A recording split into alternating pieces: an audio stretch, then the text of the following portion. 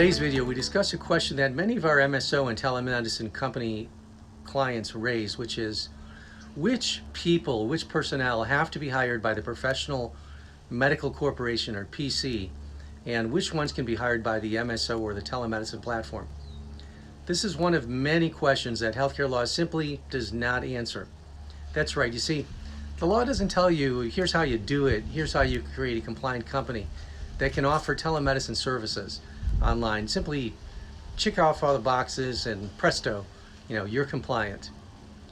So what the law does instead is it tells you what you can and can't do and what the penalties are if you cross the line and don't cross the line. So you can't always see the line. That's the issue. It's blurry, it's fuzzy. It's not like those advanced functions in cars where you can tell if another vehicle is 4 car lengths ahead. You can't tell. So the reason you hire a good healthcare lawyer is try to get a sense of the danger zones, see how many car lengths away you are from risk, and what you can do to help mitigate your risk. Hi everyone, I'm Michael H. Cohen. I'm founding attorney of the Cohen Healthcare Law Group. We help healthcare industry clients, just like you, navigate healthcare and FDA legal issues so you can launch or continue to scale your health and wellness product or service. The short answer is that if the individual you have in mind is going to be offering clinical services of any kind, for example, prescribing or administering medicine, drugs, or making a clinical diagnosis or interpreting lab tests, then in my mind, that person should be hired by the clinical entity, not the MSO. So in our example, it would be the Professional Medical Corporation that contracts with the MSO or telemedicine platform for business services that hires the clinical providers. Why is this so? Think about it this way. Under the law, a professional medical corporation is organized to provide medical services to patients. That's the purpose, that's the raison d'etre of the Professional Medical Corporation. And putting that purpose in the organization's articles of incorporation is what makes it a professional medical corporation. Let me say that another way. If you want to have a professional medical corporation, then in your articles of incorporation for the entity, state that the purpose of the entity is for the practice of medicine.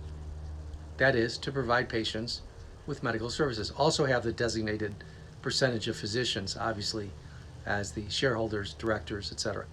If you want to have a professional nursing corporation, then your articles of incorporation should say that the purpose of the organization is to practice nursing, and so on, chiropractic, etc. An MSO cannot provide medical, nursing, chiropractic, or other clinical services, psychological. Its purpose is to provide general business services, so typically the MSO cannot hire doctors or nurses.